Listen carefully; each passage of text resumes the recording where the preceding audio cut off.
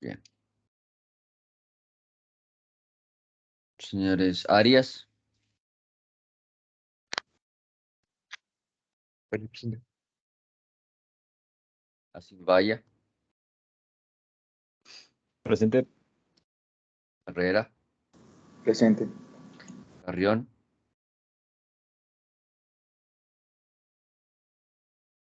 Gandro, Presente. Correa, Presente.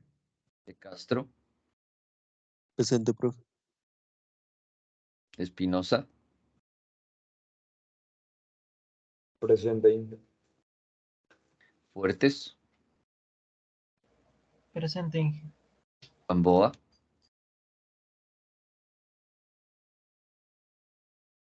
Granizo, Presente, Inge. Guachamín,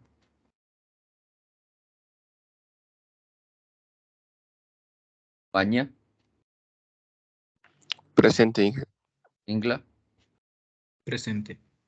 Donado, Presente, profe. Martínez, Presente, profe. Moyano, Presente. Narváez, Presente, Inge. Padilla. Buenos días, Inge, presente. Buenos días, qué bueno que esté con nosotros, señor Padilla. Pilco,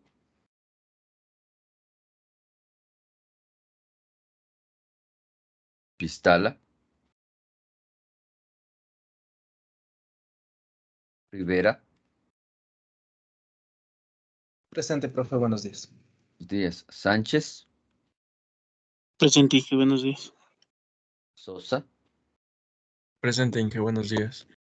Torres, Presente, Inge. Buenos días. Díaz Tuquerres, Presente, Inge. Lema. Presente, Inge. Buenos días. Bien, buenos días con todos. Antes de nada, una disculpa por no haber podido tener clases el día martes. Tuve una complicación de orden laboral, en el sentido de tuve que hacer un montón de cosas sobre un informe que tengo que presentar el día de mañana. Entonces, sí, no es nada complicado, es simplemente un informe de mi tesis doctoral. Entonces, tuve que robarles a ustedes un par de horitas.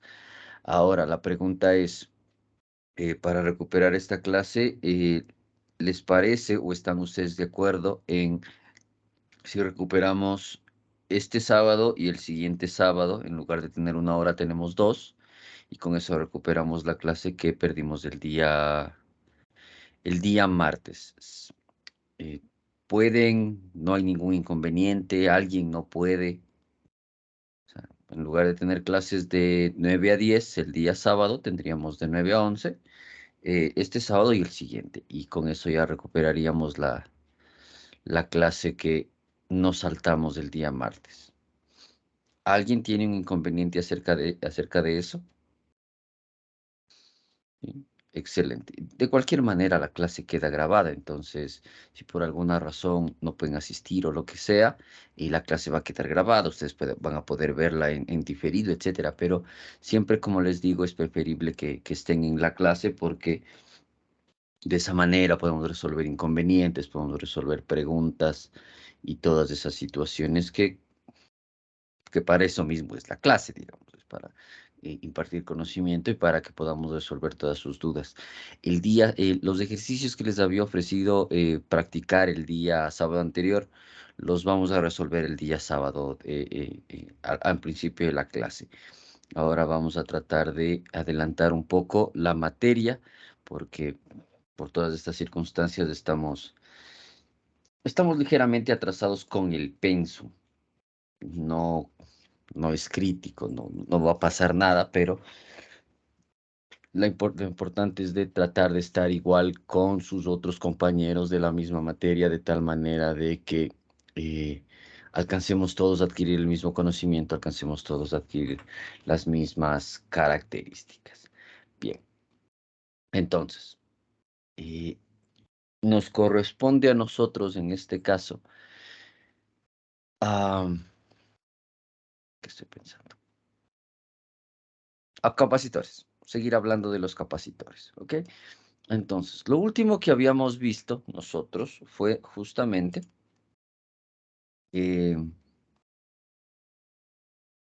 los capacitores en serie, ¿sí?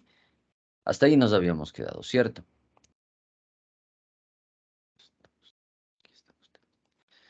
Voy a cerrar esto, voy a cerrar esto.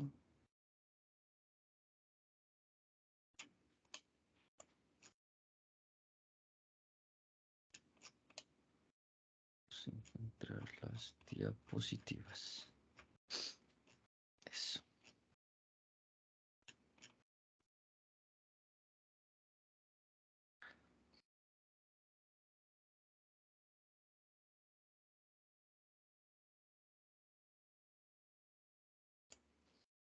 Listo. Entonces, eso fue lo último que habíamos visto nosotros, justamente, dentro de la idea de que los capacitores, tal como están definidos, hasta ahí vimos la última clase, ¿cierto? ¿O avanzamos un poquito más?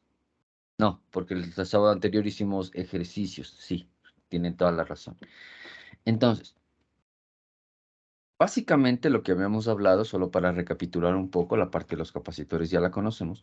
Para recapitular un poco, la idea es que los capacitores en serie, como tienen la misma carga, ¿sí? Los capacitores en serie, como tienen la misma carga todos, cuando hablo de carga, hablo de número de electrones, por supuesto. ¿Por qué? Porque la intensidad es la misma en todos los capacitores. Y también habíamos dicho que como yo tengo un positivo aquí y un negativo aquí, porque los capacitores ya tienen... Nunca hagan una tesis con alergia, es horrible. Entonces, como los capacitores ya tienen carga, a diferencia de las resistencias, yo tengo o yo me doy cuenta de que cuando los conecto en la polaridad adecuada, lo único que estoy haciendo es que este negativo y este positivo pasen a ser el mismo punto, que este negativo y que este positivo pasen a ser el mismo punto y así sucesivamente, de tal manera que el último positivo y el último negativo forman un gran capacitor. Y nosotros habíamos dicho que a mayor distancia de las placas, yo tenía menor capacitancia, ¿sí? Por lo tanto, es lógico que el cálculo o que la evidencia empírica me diga que yo tengo una menor capacitancia dentro de estos elementos. Aparte, como la intensidad es la misma y yo había definido que la intensidad, que el voltaje es la carga sobre la capacitancia en la fórmula original, y como la carga es la misma porque el voltaje es el mismo, porque la intensidad es la misma, yo tengo que la capacitancia total es igual a, o se calcula de la misma manera que calculamos las resistencias en paralelo, ¿sí? Por lo tanto, la capacitancia total,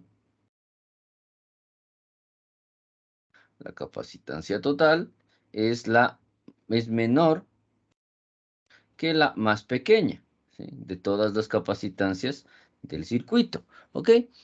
¿Sí? Entonces, en esta parte nosotros tenemos que notar justamente cómo obtener el voltaje, la capacitancia, porque nosotros no es que tenemos un capacitómetro para decir entre estos dos puntos qué capacitancia voy a tener, porque recordemos lo que hace el capacitor. El capacitor almacena energía durante un momento en función de lo que le permita el voltaje de la fuente. Entonces, recordemos, alguna vez me parece que les dice el chiste del rayo, que si nos cae el rayo, lo que nos mata es la corriente eléctrica, y que mientras menos corriente pase a través de nuestro cuerpo, mejor nos va a ir en medio de todo, porque obviamente va a pasar a través del cable o lo que sea, de los audífonos o lo que sea, ¿sí? ¿Qué quiere decir eso? Quiere decir que la corriente siempre, la corriente, ojo, no el voltaje es la diferencia de potencial entre dos puntos, ¿sí? Lo que nos interesa a nosotros es la corriente porque es la velocidad justamente del paso de los electrones, ¿sí? Entonces, cuando yo trato de medir algo a nivel de capacitancia, si me conecto en paralelo, yo lo que estoy dándole al capacitor es un camino libre para ser descargado. Entonces, yo no es que tengo un capacitómetro, voy y mido y todo, etcétera, no. Sino que simplemente lo que yo tengo es que hacer el cálculo de la capacitancia y darme cuenta de cuánta capacitancia tengo al final y según esa capacitancia determinar cuánta energía puedo almacenar. ¿Sí? Entonces, cuando hablo de cuánta energía puedo almacenar, yo voy a entrar siempre, ¿sí? Vamos a terminar de esto. Yo voy a entrar siempre en la idea de que el voltaje, un voltaje N específico, ¿sí? ¿Sí? No olvidemos que el voltaje, tal como está definido aquí, el voltaje es la capacitancia, la carga sobre la capacitancia, ¿sí? O, si nosotros nos damos cuenta, el voltaje que yo estoy tratando de calcular es igual a la capacitancia total sobre la capacitancia del elemento por el voltaje total, ¿sí? Volvemos a las mismas fórmulas que nosotros teníamos en resistencias, pero ahora aplicadas directamente al capacitor. Entonces, ¿sí? De aquí se desprende, obviamente, justa la idea de que yo tengo que el voltaje que yo quiero calcular es igual a la capacitancia total por el voltaje total, ¿sí? Que es la carga total, sobre la capacitancia X, ¿sí? Entonces, de esta manera yo puedo calcular cuál es el voltaje que está cayendo sobre determinada capacitancia o sobre determinado grupo de capacitores, ¿sí? Y eso es algo que yo puedo medir. Entonces, como todo se está midiendo en paralelo, el capacitor de valor más grande, ¿sí? El capacitor más grande, ¿sí? El capacitor más grande, el capacitor más grande en medida, va a tener siempre, como se puede notar, el voltaje más pequeño.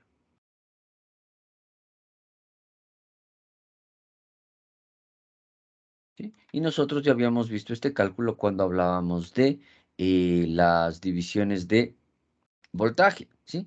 La resistencia que tiene mayor volumen, en este caso volumen de resistividad, va a tener también el voltaje mayor, ¿ok? ¿Sí? Entonces, ¿sí? De esta forma yo puedo calcular el voltaje que estoy obteniendo. Si yo puedo utilizar eso, supongamos que yo tengo, vamos a hacer un ejercicio rapidito sin tanta suma.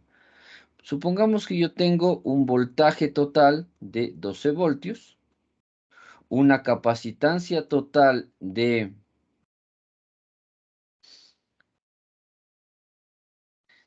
3 miliamperios y una capacitancia X de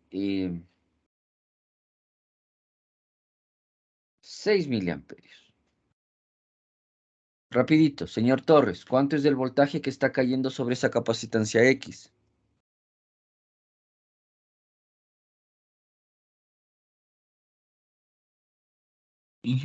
O sea, obligatoriamente tendría que pasarlos a amperios, o no necesariamente. No necesariamente.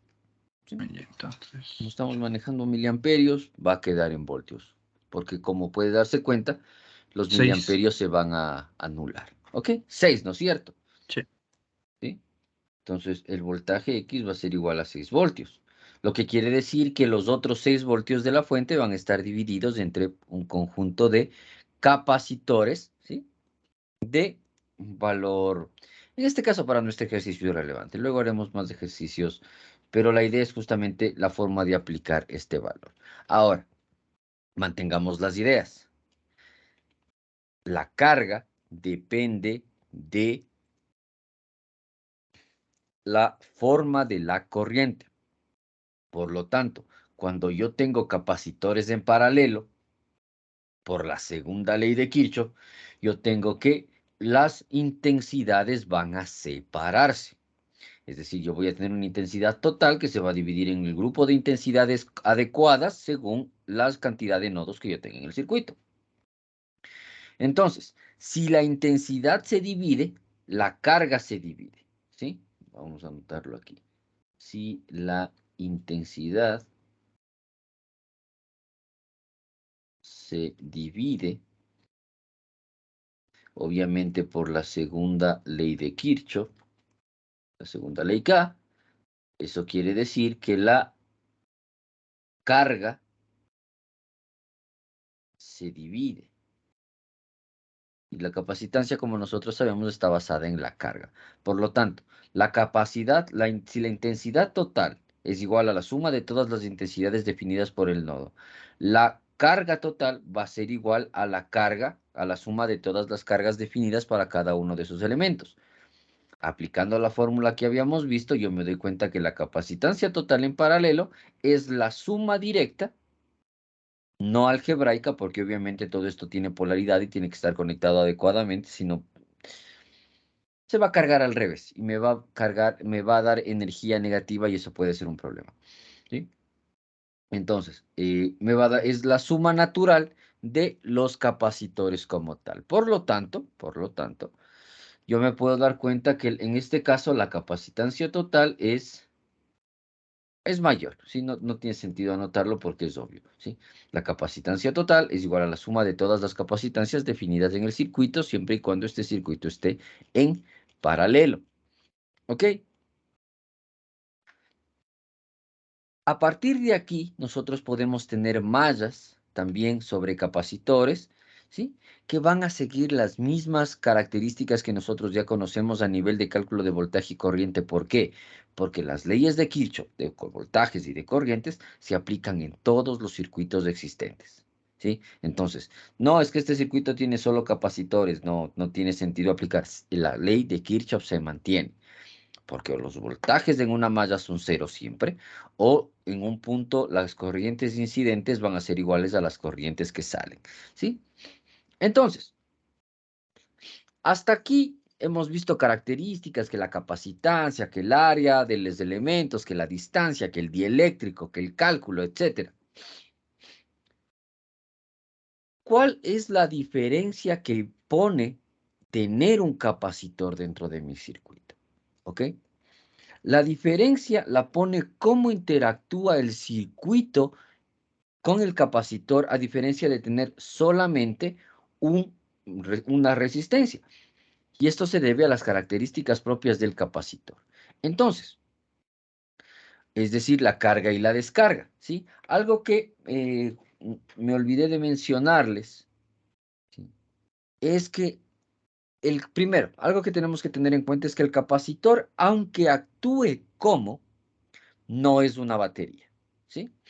Tenemos que tener claro eso. ¿Cuál es la idea de una batería? Una batería es un almacenador de energía como tal, que genera energía a través de una reacción química o etcétera, y que puede almacenar energía por un tiempo relativamente largo.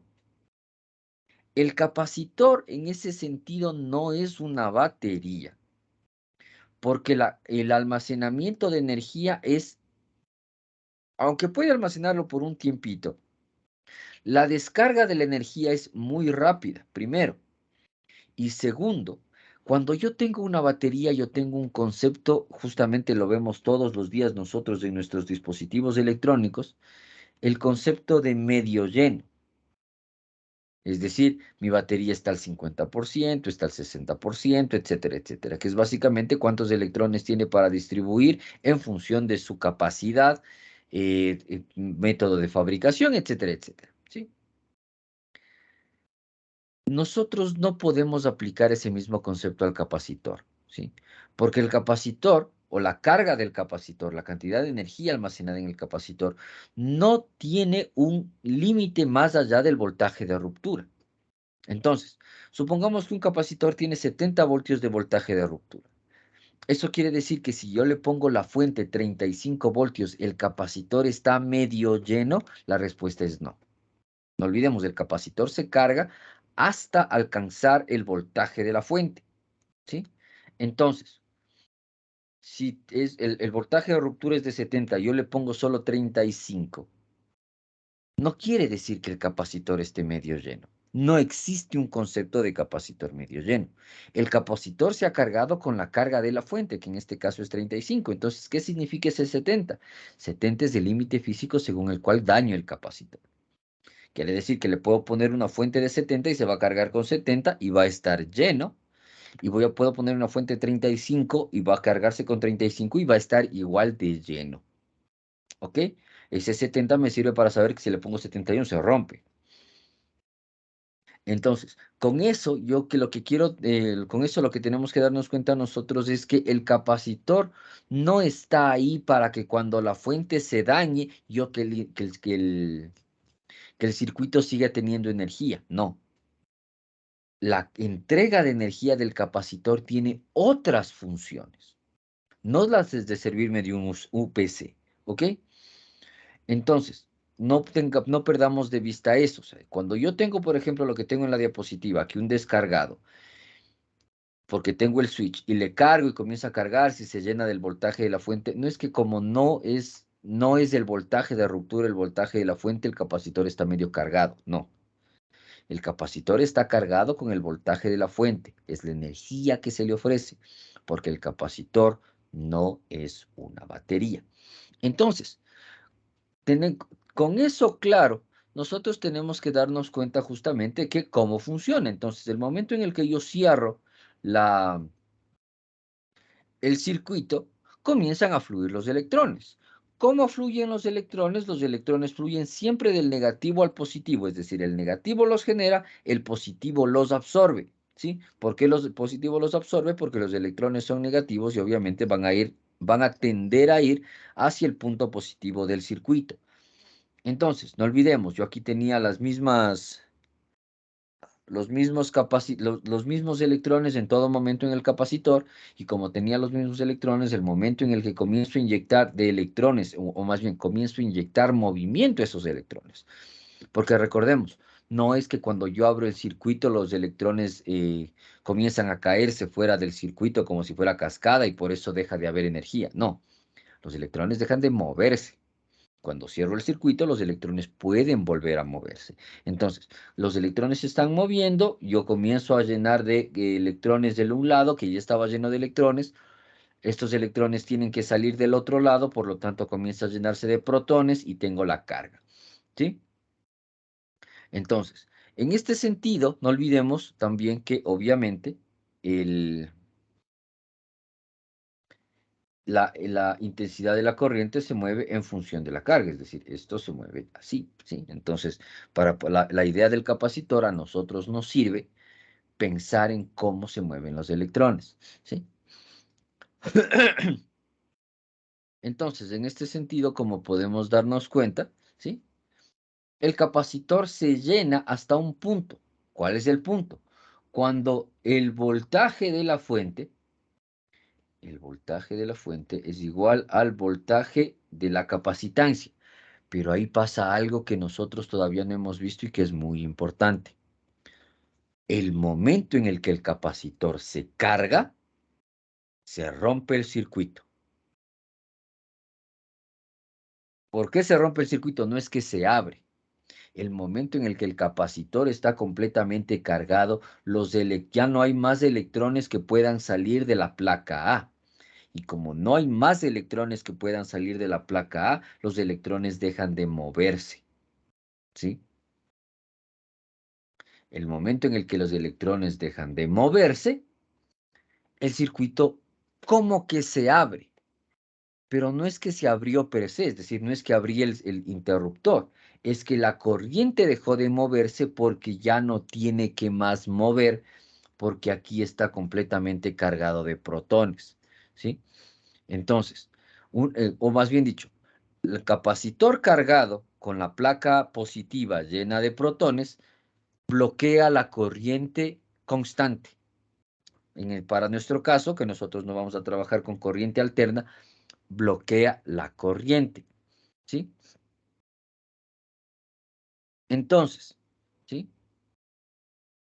En este momento, el rato que yo abro el circuito, este capacitor de aquí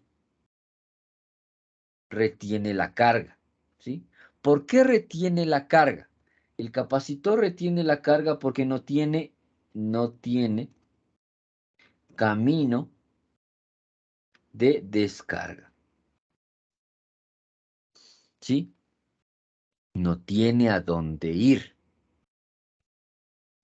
Pensemos un poco, siempre vamos a considerar a la corriente como un flujo de agua. Entonces, pensemos que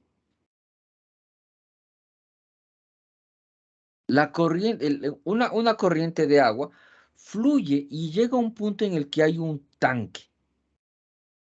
Entonces, este tanque comienza a llenarse, comienza a llenarse, comienza a llenarse, ¿sí? El momento en el que se llena el tanque, o sea, mientras el tanque no está lleno, el agua sigue fluyendo, hagámoslo así, ¿sí? Yo tengo una tubería y aquí un tanque, ¿ok? Tengo una tubería y un tanque. Entonces, el agua entra por aquí y mientras el agua está entrando por aquí y va fluyendo y va llenándose, el agua puede seguir saliendo. Pero supongamos que esto es un concepto que se nos, del capacitor, que cuando el tanque se llena, esto se cierra. Este es por defecto, así funciona el tanque. Cuando el tanque está lleno, por peso, por ósmosis, por lo que sea, deja de salir el agua. Yo sigo, ya no puedo inyectar más agua por lo que está lleno, pero tampoco puedo sacarlo. Entonces, está cerrado. Si dejo de poner agua, abro ¿cómo se llama? Impido el paso de la corriente, que sería básicamente para nosotros cortar las salidas. El agua se mantiene aquí porque no tiene a dónde moverse. Pero el momento en el que yo cierro el circuito sin una fuente, ¿sí? El momento en el que solo abro esta compuerta de aquí, ¿sí? Sin la fuerza de acá, porque esto es por fuerzas. Yo estoy metiendo fuerza aquí, entonces se llena por la fuerza que está entrando desde la izquierda y la puerta de la derecha se cierra. Si yo abro la puerta de la derecha y no hay fuerza en la puerta de la izquierda, no hay este balance de fuerzas y el agua comienza a irse, ¿sí? Algo más o menos así funciona. Entonces, cuando yo tengo una fuente y cargo el capacitor hasta que la corriente del circuito es cero, ¿sí? Cargo el capacitor hasta que la corriente del circuito es cero y luego abro el capacitor. Este capacitor no tiene por dónde entregar la energía, ¿sí? Como el capacitor no tiene por dónde entregar la energía se queda almacenada en el capacitor, ¿ok? Pero ¿qué pasa si a ese capacitor le pongo en un circuito sin fuente? Si a ese capacitor le pongo en un circuito sin fuente, lo que estoy haciendo es ponerle el camino más fácil de descarga. Por lo tanto, si yo le pongo a este capacitor que he cargado aquí en un circuito sin carga, lo que estoy haciendo es es abrirle la puerta. No hay ninguna fuerza que te inyecte energía hasta tal punto de cargarte, pero hay un camino que hace que los electrones se muevan, porque recordemos que como aquí es positivo y aquí es negativo, los electrones están en movimiento. Los electrones siempre, como todo en la naturaleza, siempre quieren tender al equilibrio. El equilibrio del capacitor es llegar al polo positivo. Ese es su equilibrio. Entonces, el momento en el que yo cierro, la descarga lo que hace es darle un camino a estos electrones para moverse.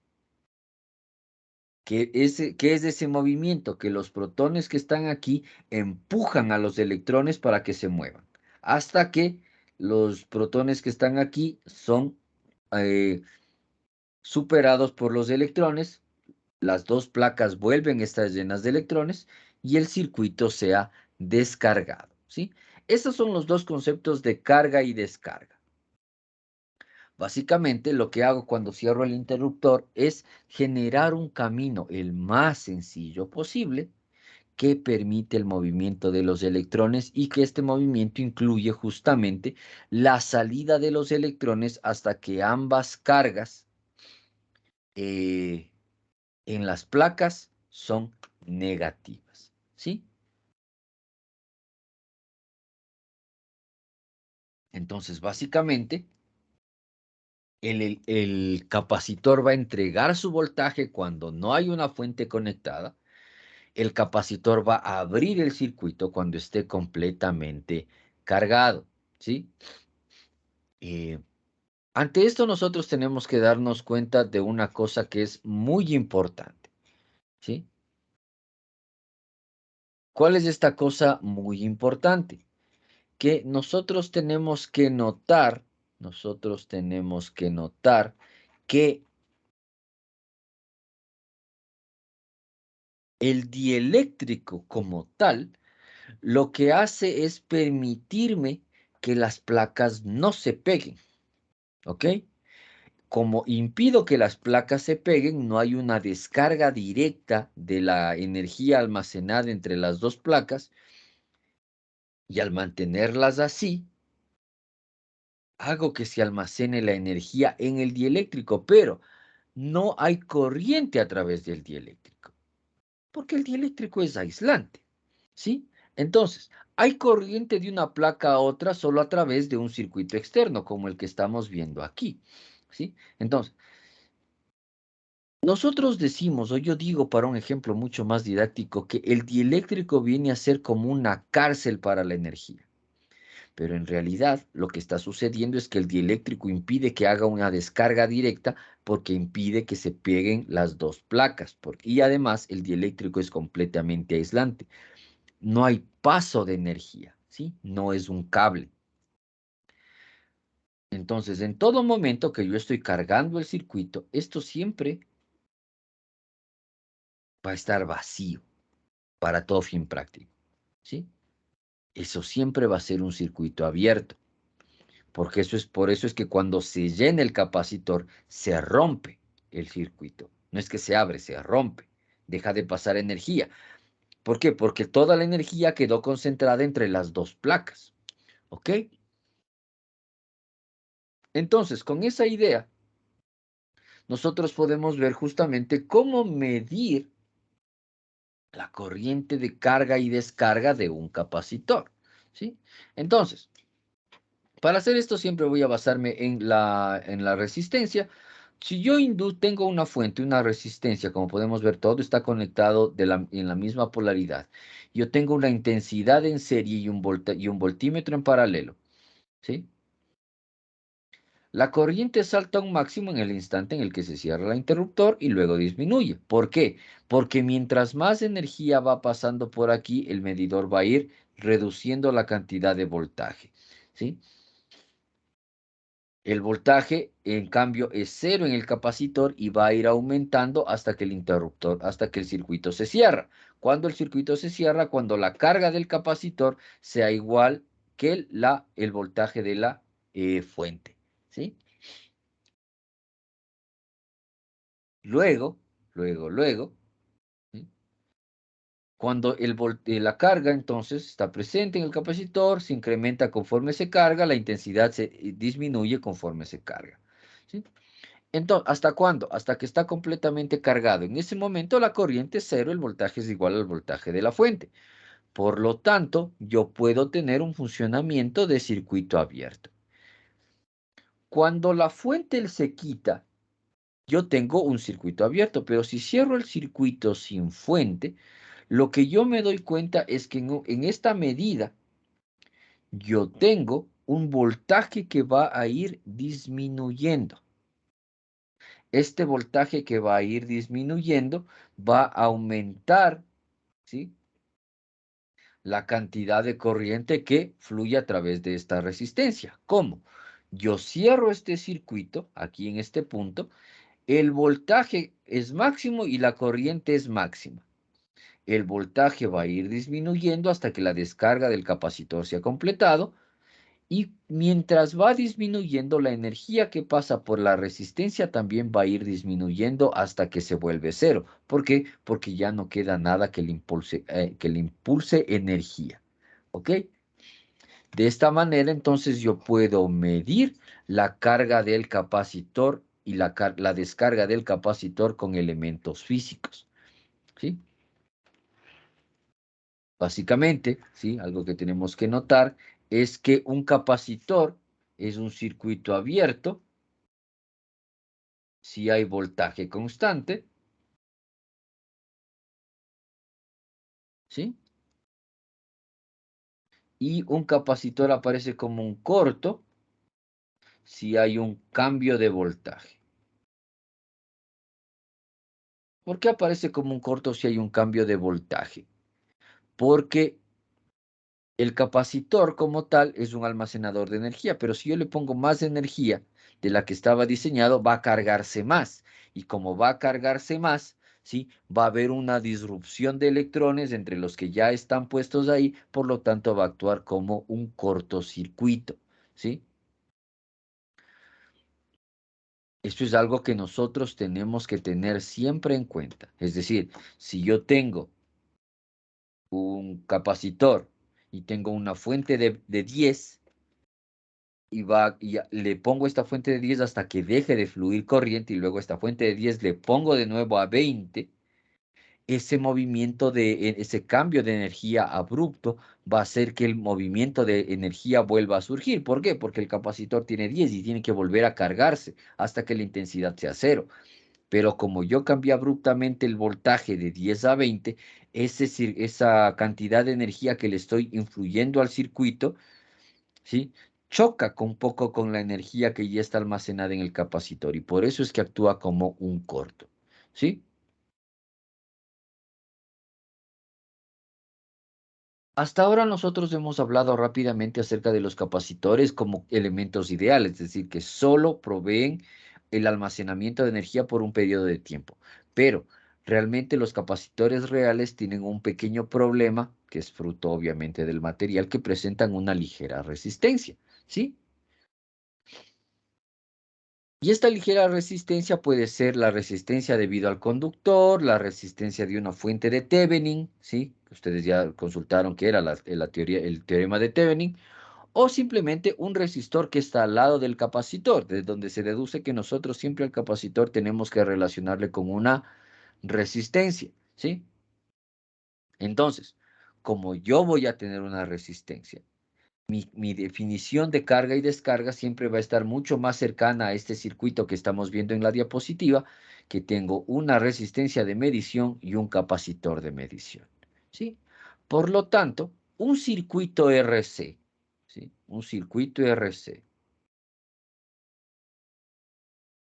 es decir, resistencia capacitor, tiene algo que se conoce como una constante de tiempo.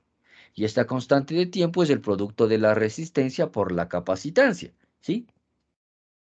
Básicamente la idea es que el voltaje presente entre las terminales del capacitor no puede cambiar de manera instantánea. Por eso es que cuando yo le hago un cambio de energía abrupto al circuito, el capacitor actúa como un corto, ¿sí? Entonces, como el capacitor actúa como un corto, yo necesito saber cuál es esta constante de tiempo para determinar la velocidad de carga y descarga.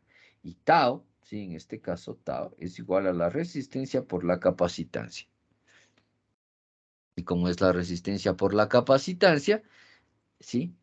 Este valor de tau me va a dar en segundos.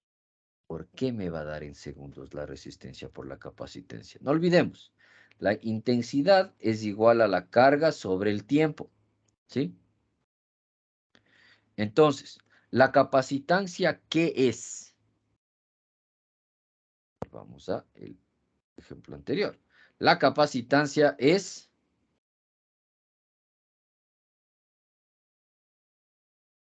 Vamos a la fórmula original. La capacitancia es carga sobre voltaje, ¿sí?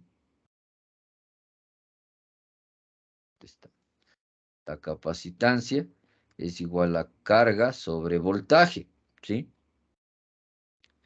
Tengo capacitancia y tengo resistencia, pero justamente lo que necesito es ¿qué es voltaje? Voltaje es igual a resistencia por intensidad. Entonces, tengo que capacitancia es igual a la carga por la resistencia por la intensidad. Y tengo que el tiempo, que la intensidad, que eso es la capacitancia. Entonces, de aquí obtengo la resistencia, que esto es voltaje, caramba, voltaje sobre resistencia es igual a capacitancia sobre tiempo, ¿sí? Entonces, si yo invierto esto para poder tener la capacitancia, ¿sí? Y multiplico, me va a dar que al final voy a tener un valor de tiempo. ¿Ok?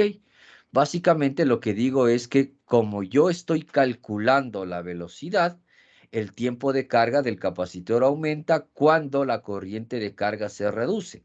Es decir, cuando la resistencia aumenta. Si se incrementa la capacitancia, la capacidad de carga aumenta, por lo tanto se demora más en cargar. ¿Sí? Básicamente, mayor resistencia,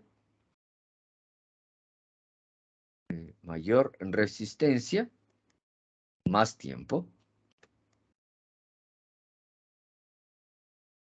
Mayor capacitancia, más tiempo. ¿Ok? Mayor capacitancia es más tiempo. De esa manera, yo puedo determinar que la carga de tiempo es directamente proporcional tanto a la resistencia como a la capacitancia. Entonces, señor Rivera, si yo tengo una resistencia de 1000 ohmios y tengo una capacitancia de 5 o 6 miliamperios, ¿cuánto es el tiempo de carga?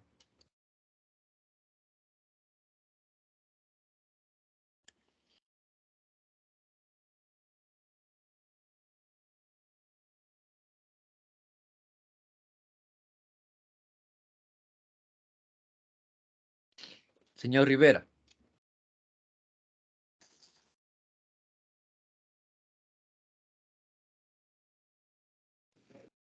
Sería 500 milisegundos.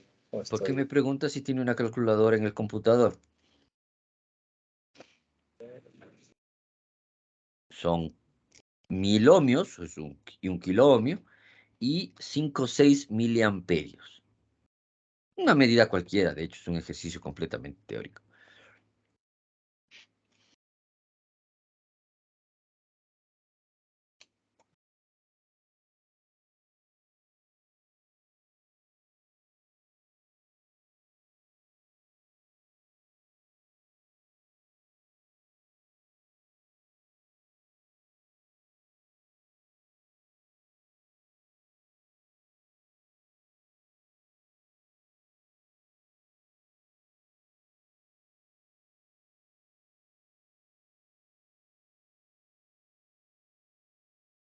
Tan difícil va a ser. Inge, una pregunta, perdón. Ujú. La G es el tiempo, ¿verdad? No es G, es tau. Ya. Y otra pregunta, perdón. Ujú. ¿La resistencia se la usa en ohmios o en kiloohmios? Ahí. En ohmios, claro. Ah, no. Ya. Gracias. Señor Rivera, ¿cuánto sale?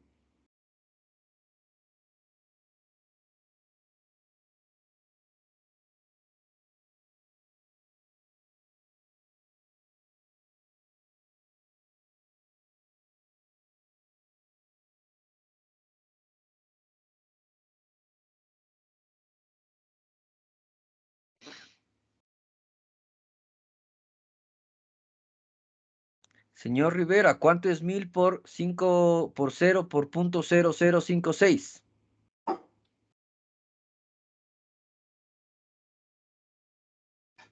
Me repite, profe. Espérate, ya voy. Dígame, profe. El ejercicio que le estoy pidiendo, por favor. Si tengo un kilo ohmio y tengo una capacitancia de 5.6 miliamperios, ¿cuál es la constante de tiempo? Sería 5.7 segundos. Ya. Multiplicar uno por otro, ¿ok? Siempre va a ser multiplicar uno por otro, ¿sí? No estamos utilizando, a ver, yo puedo poner fórmulas para ver la curva de la carga y la descarga. ¿Por qué no las incluyo?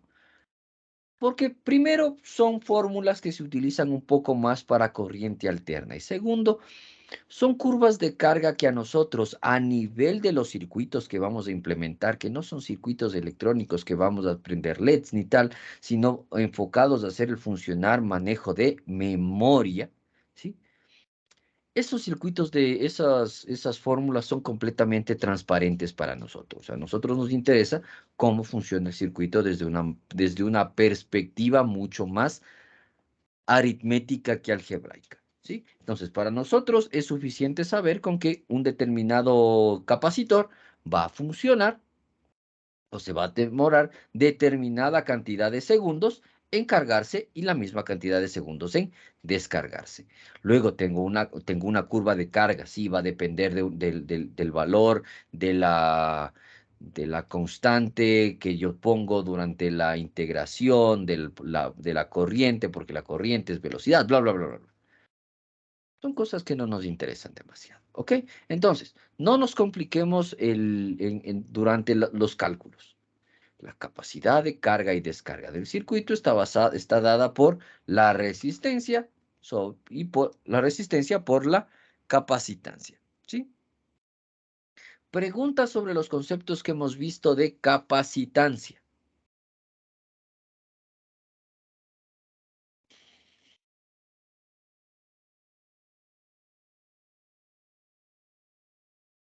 Bien, Inge, una pregunta. El claro. modelo que estamos viendo acerca de cómo se mide la carga y la descarga de una capacitancia Ujú. es estándar, ¿verdad?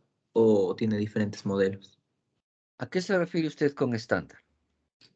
Por la posición en la que se mide, por ejemplo, el amperímetro y el voltímetro. Cuando mido corriente, ¿cómo tiene que estar el amperímetro? En serio, ¿Ya? Y cuando mido voltaje, ¿cómo tiene que estar el voltímetro? igualmente en serio. ¿En serio? Perdón, en paralelo. Ya. Disculpe. Entonces, tengo dos elementos en serie en el circuito que estamos viendo en la diapositiva, ¿no es cierto? ¿Mm? Entonces, si tengo dos elementos en serie, lo que yo sé es que la intensidad de corriente en ambos de esos elementos es la misma, por lo tanto, puedo poner el amperímetro en cualquier lugar. Y luego el voltímetro sí tengo que ponerlo directamente en paralelo para medir el voltaje del capacitor. Por lo tanto, ah, la idea de la medición siempre va a estar en ese sentido, tanto en serie como en paralelo. Yo tengo que saber esas dos situaciones. Listo, La Inge, muchas corriente gracias. se mide en serie y el voltaje en paralelo. Y yo tengo que poner en el lugar en el que yo quiera medir. Más preguntas, más preguntas. Inge, Ujú. una pregunta. Hoy, en el ejercicio que hicimos ahora, usted nos dio la capacitancia bueno, en miliamperios, que sería amperios. Ya, pero eh, la capacitancia no era en faradios. Ahí me confundí. Sí, la capacitancia es en faradios. Tiene usted toda la razón y yo me equivoqué al darles la unidad de medida. Ay, ay. Completamente, sí. Tiene toda la razón. La capacitancia se mide en faradios, por lo tanto era milifaradios, digamos. Porque si multiplico voltaje por amperios me da potencia en vatios, ¿sí? Tiene usted toda la razón, es mi error. Es microfaradios del ejercicio, pero bueno, capacitancia por resistencia al final, ¿sí? Tiene toda la razón. Otra pregunta, otra pregunta.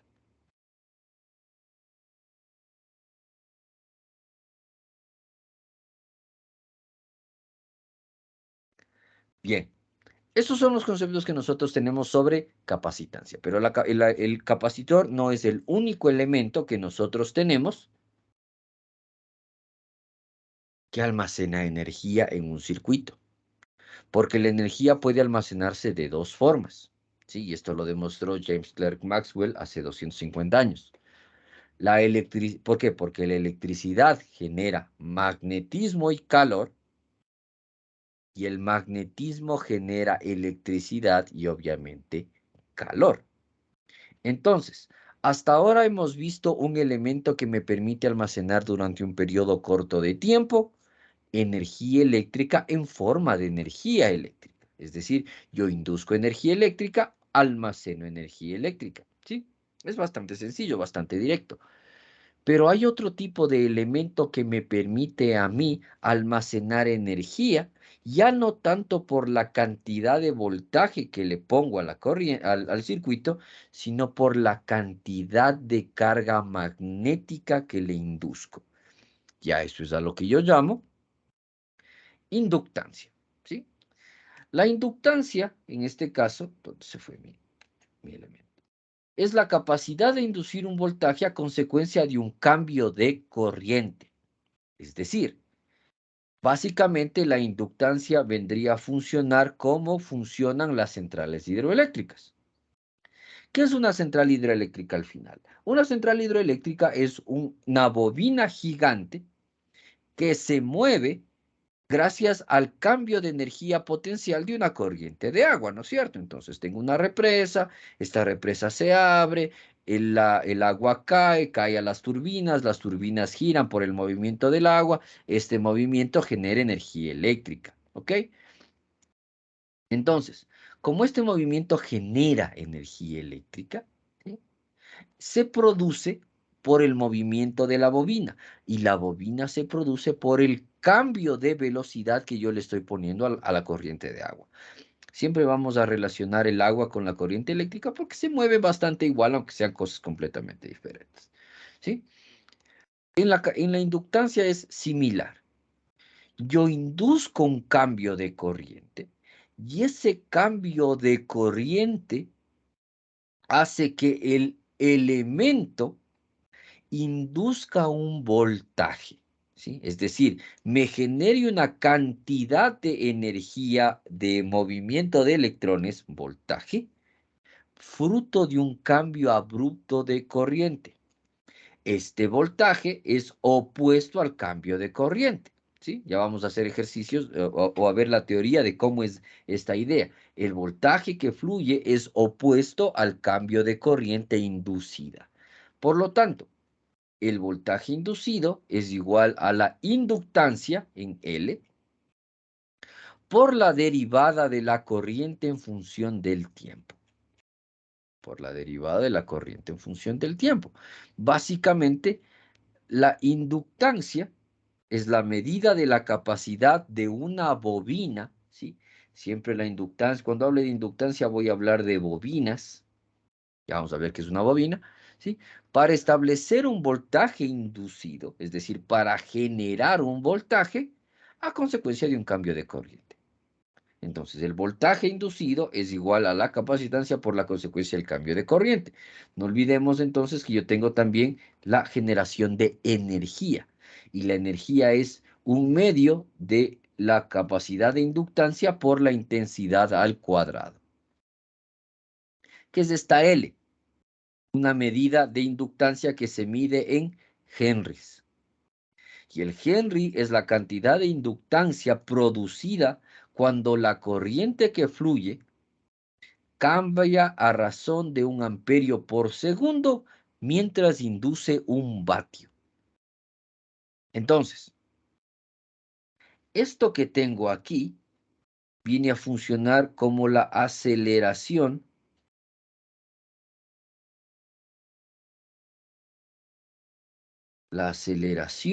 de los electrones. ¿Sí? Hasta ahora solo hemos hablado de la velocidad de los electrones. Carga sobre tiempo, corriente.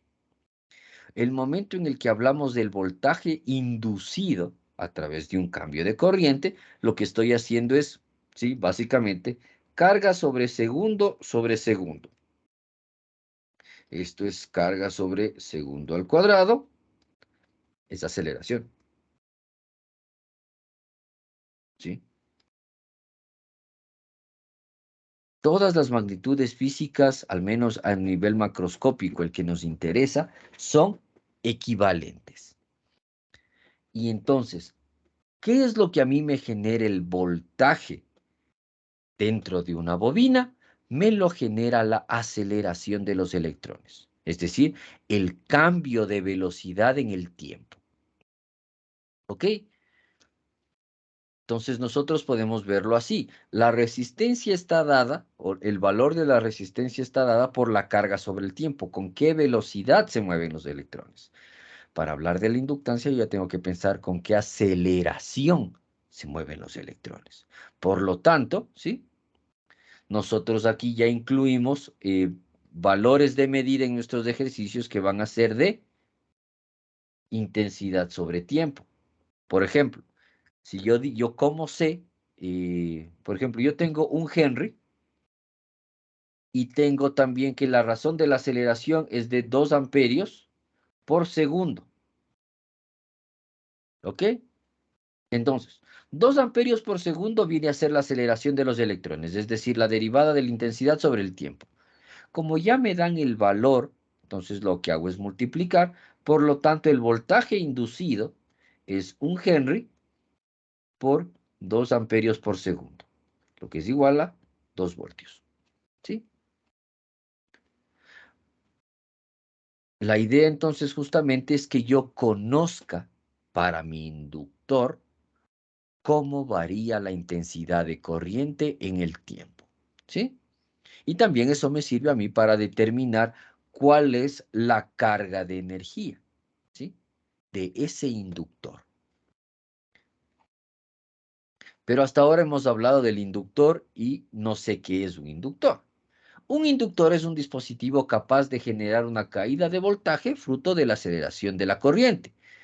Y lo hace a través de este elemento que teóricamente se ve como lo vemos en el ejemplo de la diapositiva. Esto es una bobina. Una bobina viene a ser un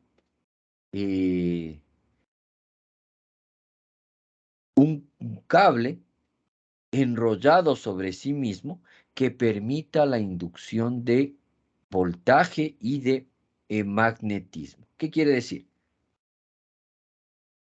Yo estoy induciendo corriente a través de este embobinado. Este embobinado, nosotros sabemos que cuando pasan los electrones, este movimiento de los electrones como tal genera un campo magnético, ¿sí? Entonces, no olvidemos, el movimiento de los electrones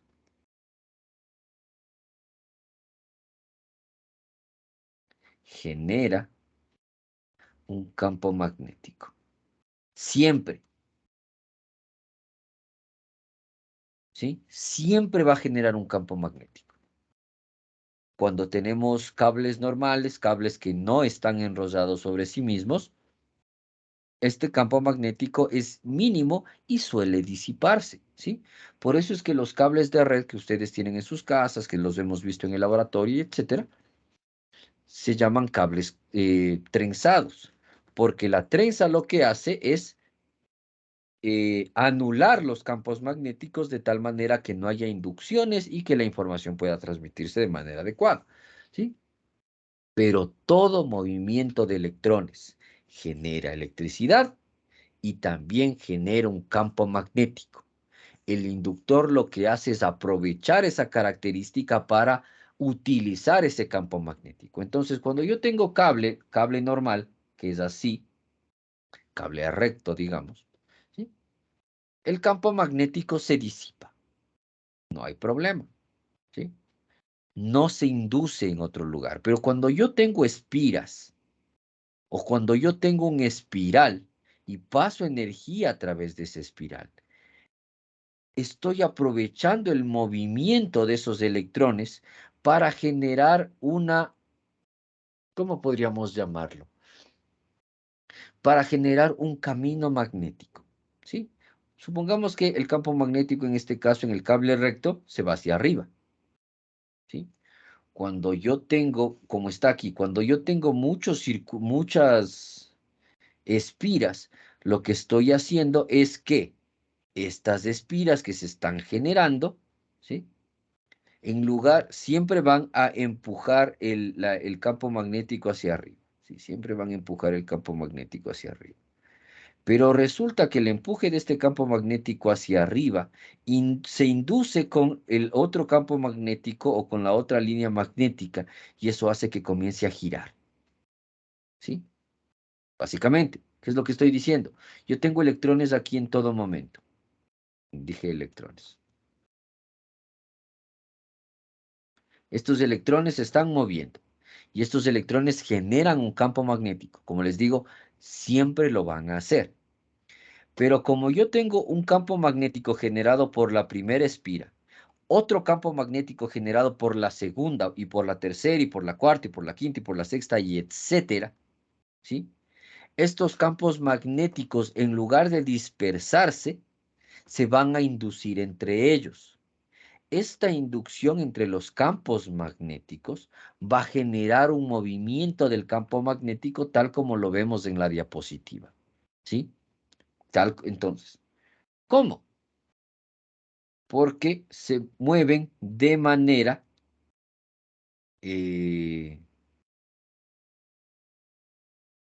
inversa, ¿sí? Entonces yo tengo, cuando las espiras están separadas, yo tengo un campo magnético en la una y tengo un campo magnético en la otra y se cancelan porque obviamente la una gira en un sentido y la otra gira en el otro sentido, ¿sí? Como podemos darnos cuenta. Pero ¿qué pasa cuando están unidas? Cuando están unidas se inducen la una a la otra. Y como se inducen la una a la otra, ¿sí? En lugar de moverse alrededor de sí mismas y cancelarse, comienzan a moverse una por el influjo de la otra, una por el influjo de la otra. Campos opuestos comienzan a cancelarse y comienzo a tener un giro constante entre las dos espiras que se han inducido la una a la otra. ¿Sí? ¿Ok? En espiras adyacentes, ¿sí? En espiras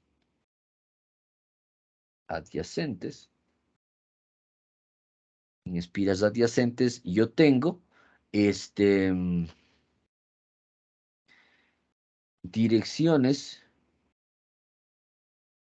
magnéticas opuestas. Siempre voy a tenerlas de esa manera, ¿sí? Entonces, cuando yo tengo muchas espiras adyacentes, como las tengo aquí, este efecto se magnifica, se suma. Y yo puedo generar un campo magnético considerable para poder justamente determinar o generar el voltaje, que es lo que yo necesito en este momento. Entonces, este es el símbolo de la inductancia, la L, ¿sí? Y una bobina. Y pasemos a hablar más del inductor. El inductor, a diferencia del capacitor, depende de que el circuito se cierre. Es decir, ya no hay dos placas, ¿sí? Sino hay un solo circuito dado por el cable que está enrollado. Pero obviamente yo voy a tener un material en el medio que permita que el cable mantenga su forma en espiral en todo momento, ¿sí? Pueden hacer ustedes un experimento súper sencillo para que vean qué es lo que está sucediendo. Pueden tener una pila de unos 5, ¿sí? Y cable. Y a este cable le enrollan en un clavo, ¿sí? Entonces, un clavo, cable, y le enrollan. Una punta, otra punta. Si ustedes quitan, pueden dejarlo con el cable o pueden quitar el clavo, pueden quitarlo. Y cuando comienzan a pasar energía por ese cable enrollado, mientras más apretado, más enrollado esté, puede levantar pequeños papelitos, porque obviamente estoy poniendo 1.5 voltios, no estoy induciendo demasiado en magnetismo. Pero si le dejo al clavo, el clavo ayuda a que el espiral que acabo de crear con cable mantenga su forma. Si mantiene su forma y mantiene su consistencia, lo que hace es permitirle que la longitud de las espiras en conjunto sea mayor, por lo tanto se genere un mayor campo magnético, ¿sí? Esto está basado, tanto la capacitancia como la inductancia, está basado en el material y en cómo se estructura, ¿sí? Básicamente, un inductor es una bobina que rodea un material magnético o no magnético llamado núcleo. El núcleo me sirve para determinar o para mantener la forma y para aumentar la capacidad del campo magnético. ¿Sí? El material magnético por excelencia, el hierro. ¿Sí? Puedo tener aleaciones de hierro que son más magnéticas que otras, pero el hierro es uno de los materiales más magnéticos que existen en el universo. ¿Sí? Por eso es que se los llama, en general, a los materiales que permiten el paso de la corriente magnética, se los llama materiales ferromagnéticos, porque son obviamente derivados del hierro. Entonces, cada material tiene su tipo de permeabilidad. Ya lo vimos cuando hablamos de los capacitores, ¿sí? En este caso, la permeabilidad me sirve para determinar cuánta carga magnética puede pasar de un lado a otro, ¿sí? Y para determinar eso, yo utilizo la fórmula que está aquí. La inductancia es igual a la cantidad de vueltas del alambre, N, por la permeabilidad en henries por metro, H sobre M, por el área de la sección transversal en metros al cuadrado, si aquí ya no hablamos de mil circular y de mil, sino en metros al cuadrado, L la longitud del núcleo en metros, ¿sí? Entonces, con esta fórmula yo puedo determinar cuánto es la inductancia que voy a generar en un material definido, ¿sí? Y la permeabilidad es dato, ¿sí?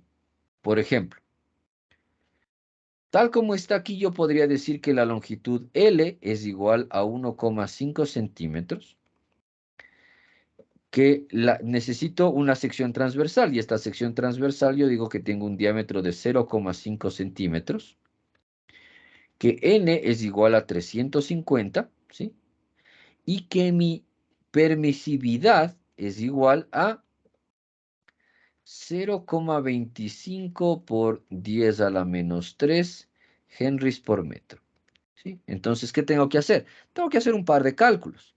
Primero, 1,5 centímetros es 0,015 metros. ¿Estamos de acuerdo? Necesito poner este diámetro necesito utilizar este diámetro para determinar el área de la sección transversal en metros al cuadrado. El área de un círculo es casi siempre pi por radio al cuadrado, ¿sí? Excepto en pruebas y exámenes. Entonces, tengo que es 0,00 centímetros es 0,25 centímetros, 0,025, ¿sí? Metros al cuadrado por pi, ¿sí? Y para determinar la permeabilidad o para determinar la cantidad de inductancia de este ejemplo que les he planteado, es 350 al cuadrado por mu, que habíamos dicho que es 0,25 por 10 a la menos 3, por el área que es 0,0025 al cuadrado por pi, sobre la longitud que es 0,015. ¿Cuánto sale eso, señor Vilema? Ya lo veo. 5, 3, 0, 5, 25 al cuadrado.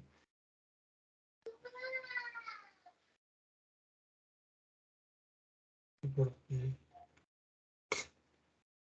Eso me sale 245 sobre 192 por pi. ¿Y eso cuánto sale? 4.008.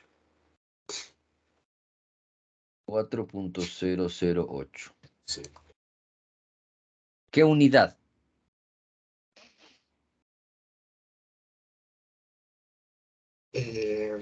Henrys. ¿Henrys? Claro que sí, Henrys. Veamos. Esto es Henry por sobre... Esto es ninguna unidad, es la cantidad de vueltas. Esto es metros, esto que tenemos aquí es Henry sobre metro. Esto es metro cuadrado y esto es metro, ¿sí? Metro, metro, se cancelan con este metro cuadrado y todo me queda con las 350. Entonces, 350 al cuadrado, ¿por qué mi calculadora se ve tan feo? 350 al cuadrado, porque habíamos dicho 0.25 a la menos 3 por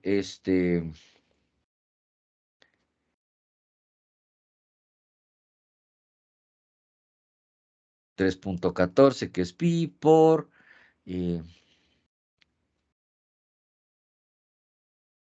es 0.5 dividido para 2, ¿sí? Para 2 y dividido para 100 al cuadrado, ¿sí? Y todo esto dividido para 0.015. Me da el valor que usted me dijo, pero por 10 a la menos 3. 4 milihenries, ¿sí? Tengamos en cuenta las unidades, pero básicamente hicimos el cálculo, ¿ok? Entonces, de esta manera yo me doy cuenta de un par de cosas, ¿sí? Mientras mayor sea la longitud de la bobina, la capacidad de la inductancia va a ser menor, ¿sí? Mientras más larga sea la bobina, la capacidad de la inductancia va a ser menor, ¿ok? Con esto yo tengo que darme cuenta justamente que de nuevo, mientras más pequeña sea la bobina, mayor capacidad de inductancia va a mantener, ¿sí? Y también obviamente va a depender de mu. Tenemos que el mu de la resistencia es igual a mu sobre mu sub 0, ya sabemos eso, y que en este caso el mu sub 0 es 4pi por 10 a la menos 7,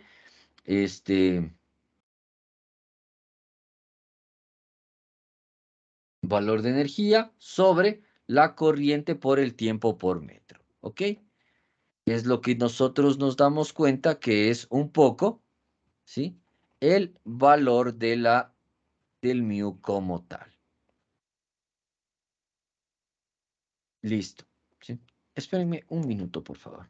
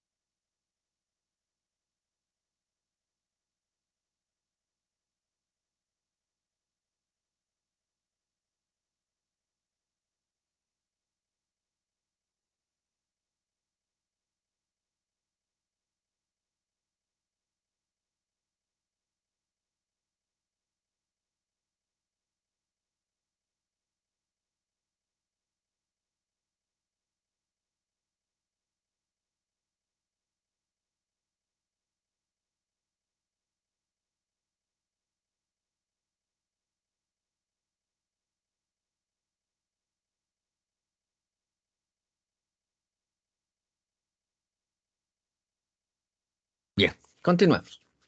Entonces, estamos hablando de que el inductor es un cable en espiral con un centro magnético, ya sea por un aislante o por un elemento ferromagnético, y que puedo calcular qué cantidad de Henrys posee en función a la fórmula que hemos visto y que esta fórmula es inversamente proporcional a la distancia.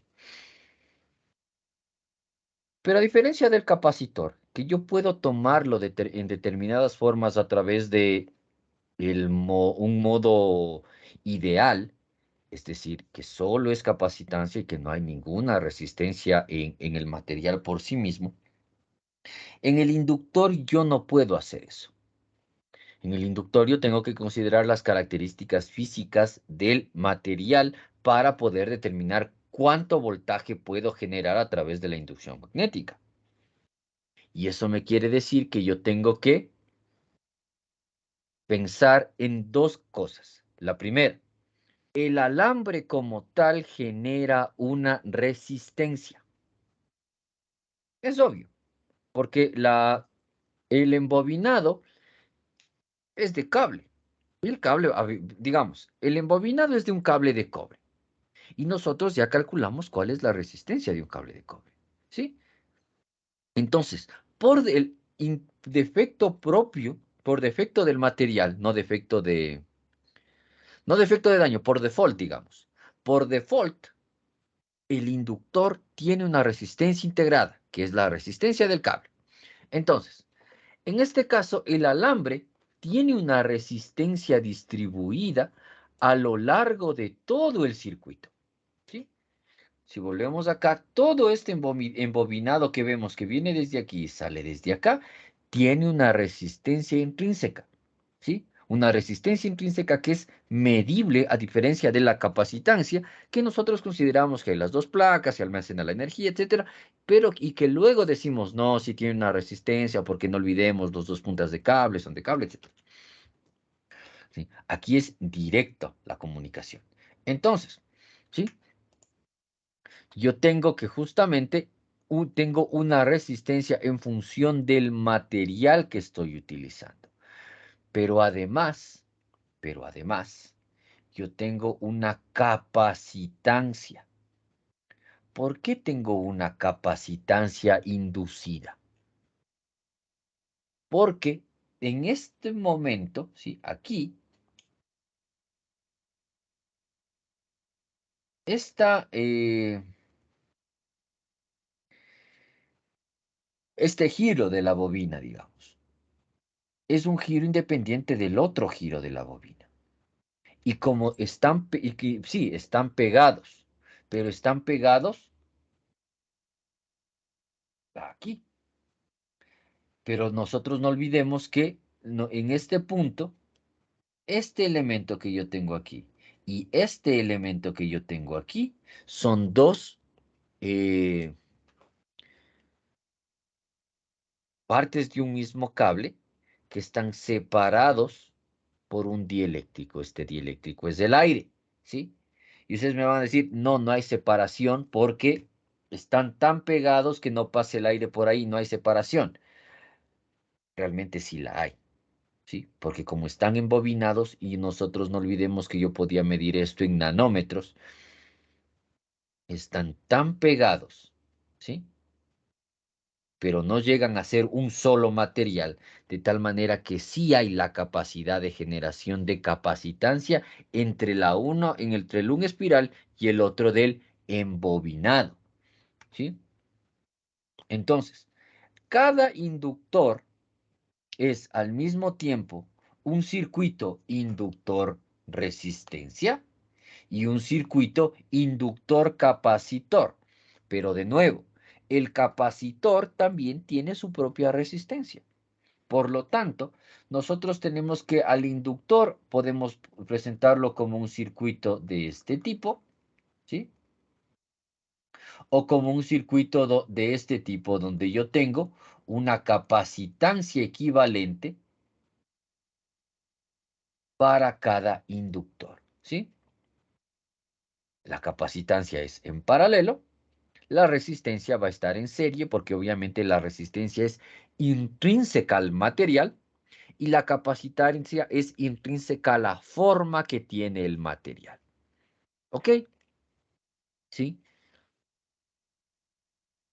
Entonces, cuando nosotros hagamos ejercicios de esto, nosotros nos vamos a dar cuenta que vamos a tener que considerar que en todo momento un capacitor va a tener un poquito de resistencia y que un inductor va a ser la parte del inductor, la parte de la resistencia propia del material y la parte de la capacitancia propia de la forma del material. ¿Sí? El inductor es un 3 en 1, digamos. ¿Ok? La ley de Lenz, ¿sí? Es una ley que me sirve a mí para determinar cómo yo establezco la cantidad de energía en función de la cantidad de corriente. No olvidemos, esto es, induzco corriente en función del tiempo, la velocidad, la aceleración de la carga, y esto me genera una cantidad de voltaje, ¿sí? La ley de Lenz me dice que cuando la corriente que pasa, ¿sí?, a través de una bobina cambia, es decir, se modifica en el tiempo, se crea un voltaje inducido en función del campo electromagnético cambiante, ¿sí? Vamos a anotarlo. Cuando la intensidad cambia, obviamente en el tiempo, la intensidad cambia en el tiempo, se induce un voltaje. Obviamente estoy hablando de bobinas, por supuesto, ¿sí? Y el voltaje que pasa a través de las bobinas, la corriente que pasa a través de las bobinas, es la corriente que entra aquí y que sale de aquí, ¿sí? Entonces yo meto corriente y gira, gira, gira, gira, gira, gira, gira, gira, gira, gira, y sale. Ese gira, gira, gira, gira, gira, y sale, genera un campo electromagnético. Ese campo electromagnético que en nuestro dibujo está representado por las flechitas azules, genera un voltaje, ¿sí? Y este voltaje va a ser opuesto. ¿A qué me refiero? Yo tengo una fuente, ¿ok? Y en esta fuente la corriente es constante. ¿Por qué la corriente es constante en este circuito que tengo aquí? Porque es un circuito en serie normal. Y en un circuito en serie normal, ¿sí? En un circuito en serie normal, la corriente es la misma en todo momento. Entonces yo estoy midiendo aquí una intensidad 1. Pero luego yo tengo una resistencia en paralelo. Esta resistencia en paralelo va a inducir un par de cosas y una de esas cosas es el cambio de la corriente. ¿Por qué? Porque el momento en el que yo cierro el circuito, ahora yo tengo aquí una intensidad total producida por esta fuente de aquí. Pero esta intensidad total producida por esta fuente de aquí es la intensidad que corre por la resistencia 1 y la intensidad que corre por la resistencia 2. ¿Por qué? Porque hay una variación de corriente. Variación dada porque yo puse una resistencia en paralelo. ¿Ok? Entonces, por donde está el medidor, la corriente se va a mantener igual a la que estaba midiendo anteriormente. ¿Ok? Porque es la resistencia, que es la intensidad que sale del circuito. ¿Sí? Pero si yo lo mido en otros puntos, ¿sí? Si yo lo mido en otros puntos, va a ser diferente. O sea, si yo lo mido aquí, va a ser diferente. Si lo mido acá, va a ser diferente. Pero a mí me interesa medirlo aquí, por una razón. Porque como estoy teniendo dos energías aquí, en estas dos resistencias que estoy teniendo, ¿sí? O básicamente, teniendo una resistencia en paralelo, la intensidad de voltaje, la intensidad de corriente cambia, comienzo a inducir voltaje aquí. Pero como la intensidad del corriente de esta fuente va en el sentido de estas flechas, yo tengo un voltaje que se induce de esta manera, ¿sí? Este es el voltaje de la bobina. El voltaje de la bobina se induce desde este punto. En lo contrario, ¿ok? ¿Esto qué hace? Que yo tenga un voltaje inducido por la fuente y un voltaje inducido por el inductor.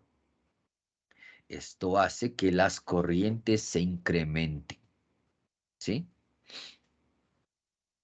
El momento en el que las corrientes se incrementan, obviamente, yo voy a tener que el valor de I1 más I2 que tenía aquí, que es el voltaje total, comienza a aumentar, ¿sí? ¿Hasta cuándo? Hasta que I1 más I2 se vuelve constante, ¿sí? Es decir, ya se ha estabilizado el circuito. ¿Por qué? Porque obviamente, por las capacidades propias del material, yo no puedo inducir energía electromagnética para siempre, ¿sí? Es decir, ¿cuál era mi limitante cuando yo estaba hablando del capacitor? El voltaje de ruptura. El dieléctrico no soporta más y se parte, ¿sí? ¿Cuál es el límite cuando yo tengo un inductor? El límite cuando yo tengo un inductor es el elemento mismo, ¿sí? Vimos que la inductancia está dada el coeficiente del núcleo, por el área transversal, por la cantidad de vueltas, etcétera, etcétera, ¿sí? Ese es mi límite. Cuando alcanzo esa inductancia, yo no puedo generar más capacidad electromagnética, ¿sí? Obviamente, o sea, con la misma fuente, digamos. Si aumentó otra fuente, capaz sí puedo, pero es cuestión de que aumente la energía, ¿sí? Entonces, con la misma energía yo tengo un límite de capacidad de generación de energía en mi inductor. Cuando yo he llegado a ese límite, que es medir, como en el ejemplo que hicimos anteriormente, medir 4 milihenries, la corriente que estoy midiendo en este punto se vuelve constante. El momento en el que esa corriente se vuelve constante, yo tengo el circuito equilibrado. Pero ¿qué pasa si yo rompo aquí el circuito y lo abro? Si yo abro el circuito, ¿sí? El campo magnético que estaba estabilizado por fruto de la variación de la corriente se colapsa. ¿Por qué? Porque ahora yo ya no tengo I1 más I2, sino tengo que toda la corriente pasa por este circuito, por esta malla, porque esta malla deja de existir, obviamente. Entonces, esta disminución de corriente genera un voltaje también inducido, porque viene a ser la desaceleración de la carga. ¿Ok? Entonces, como viene a ser la desaceleración de la carga, hace que los henrys que estaban generando este campo electromagnético, porque aquí no es tanto almacenar energía, sino es cuánta puedo generar en función de la aceleración de la carga. Como la carga se desacelera, el campo magnético comienza a decrecer, comienza a colapsarse, por lo tanto pierde la capacidad de generar voltaje, ¿sí? Y la intensidad de corriente disminuye hasta que se vuelve la intensidad de corriente fruto de la fuente, ¿sí? Entonces, la ley de Lenz, lo que me dice a mí, bueno, la ley de Lenz es una de las características más importantes que yo tengo en los inductores, porque me permite justamente darme cuenta de que el inductor y el capacitor, a pesar de que a nivel teórico, a nivel muy sencillo, muy puntual, sirven para generar una diferencia de potencial, son diferentes en su forma de funcionamiento. El capacitor va a generar esta diferencia de potencial luego de ser cargado y cuando se lo pone en descarga, porque como entre las dos placas almacena esta energía, la retransmite. El inductor depende de que haya un cambio en la carga, ¿sí? Entonces, si yo acelero la carga, ¿ok? En este punto, acelerar la carga implica poner la resistencia en paralelo, que se separen las dos intensidades, que hay esta variación de la separación, etcétera. Entonces yo comienzo a generar campo electromagnético. Este campo electromagnético comienza a aumentar hasta llegar al límite de los henrys. Una vez que he llegado al límite de los henrys, comienzo a inducir un voltaje opuesto. Este voltaje opuesto también contribuye a Aceleración de los electrones. Por lo tanto, induzco más corriente. Y nosotros sabemos que cuando se induce más corriente, la carga aumenta, etcétera, etcétera. ¿Ok? Rompo el circuito, vuelvo a hacer solo una malla. Al volver a hacer solo una malla, se desacelera la intensidad de la corriente porque ahora solo tiene un camino. Esta desaceleración también genera un campo, también genera una diferencia de potencial en el inductor, pero esta diferencia de potencial en el inductor es una diferencia que se colapsa. ¿Por qué? Porque la corriente está volviendo a ser constante, está volviendo a ser una velocidad, ¿sí? Hasta que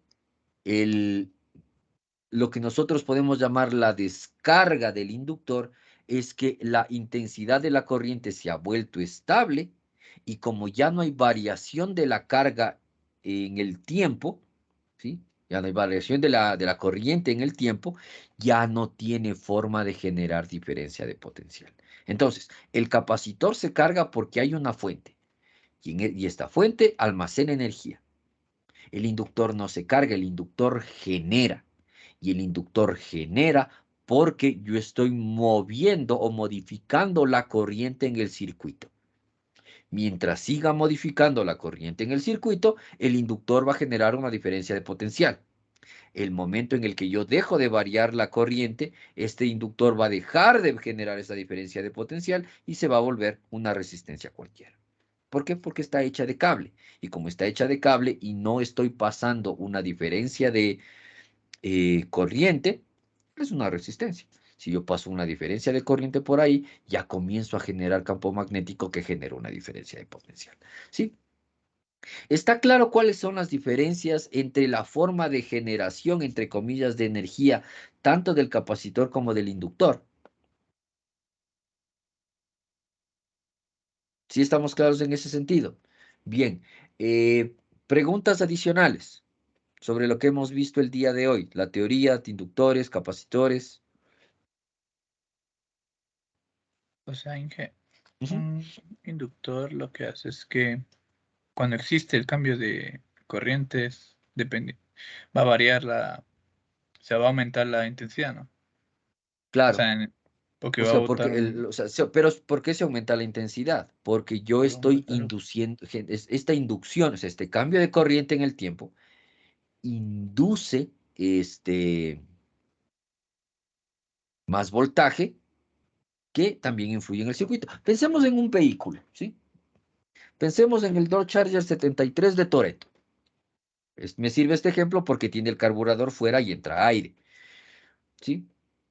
Entonces, estos vehículos que tienen el carburador afuera utilizan la fuerza del aire del movimiento para aumentar la carburación, meter más oxígeno en la explosión del combustible, por lo tanto se mueven más los pistones, motores de combustión interna, ¿sí? No nos interesa el asunto. Cuando el vehículo se mueve a velocidad constante, ¿sí? El flujo de aire que entra por este carburador externo es constante, que es igual al flujo de aire normal del motor, ¿ok? Pero cuando yo acelero, es decir, le añado velocidad, no olviden que la aceleración es la velocidad sobre tiempo, ¿sí? Entonces, cuando yo aumento la velocidad en el tiempo, también modifico el flujo de aire que entra por este carburador. Al aumentar el flujo de aire que entra por este carburador, induzco más oxígeno en la explosión del combustible y no solo mi vehículo se mueve más rápido porque estoy acelerando, sino también porque le entra más aire al carburador que aumenta el oxígeno, que aumenta la explosión, ¿sí? Pero si luego desacelero y vuelvo a una velocidad constante, ¿sí? No solo he desacelerado y he metido menos combustible, por lo tanto hay menos explosión, sino también el flujo de aire que entra por el carburador se ha vuelto constante, que es el mismo flujo del motor normal. Y como se ha vuelto constante, yo ya no tengo la misma influjo de explosión que tenía como cuando le metía más flujo de aire a ese carburador. ¿Sí? Es más o menos parecido.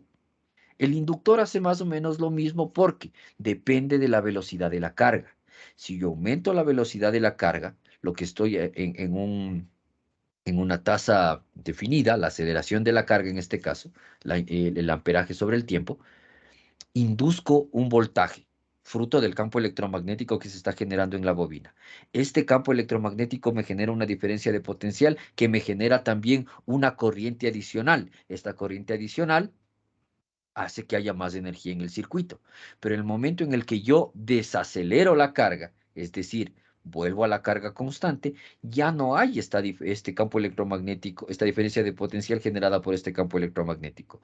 Por lo tanto, deja de influir en la corriente del circuito y vuelvo a depender de la corriente que me induce en la fuente. ¿Sí? Entonces, el ejemplo del carburador, obviamente son dos ejemplos completamente separados, pero me sirve la idea del flujo de aire. Mientras más velocidad, más aire, por lo tanto, más velocidad. Si la velocidad es constante, flujo de aire constante, depende de la velocidad que me dé el motor. ¿Sí? Más o menos funciona así. Por eso es que tenemos que tener clara la diferencia. El capacitor almacena energía, luego se descarga y tal, pero fruto de la fuente. Si quito la fuente, descargo.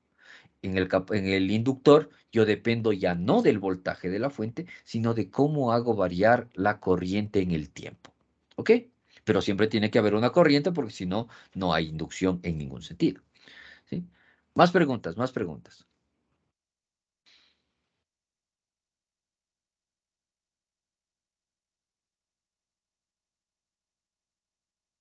¿Sí? Bien. Ah, notas varias, más bien anuncios a la comunidad. Está viniendo el verano, hay mucho cambio de clima. Ay, como dice Enrique Bumburi, no olviden supervitaminarse y mineralizarse porque, claro, gripe no nos va a dar porque no salimos a ningún lado, pero puede ser complicado para otras mucosidades, como en la boca, sobre todo si tienen frenos. Por eso no puedo hablar. Am, entonces, si no hay más preguntas, nos vemos el día sábado de 9 a 11. ¿Ok? El día sábado entonces vamos a hacer los ejercicios que les tenía propuestos. Vamos a resolverlos, digamos, rápidamente. Y continuamos con la parte de la teoría de los inductores. La parte de la teoría del capacitor y el inductor es muy pesada porque hay muchas fórmulas. Pero luego cuando pasamos ya a los circuitos, ya vemos que todas esas fórmulas tienen un sentido práctico aplicable y que es aplicable directamente. ¿Ok? ¿Preguntas adicionales? Nos vemos el día sábado. Que tengan un buen día. Gracias, Inge, igualmente. Hasta luego.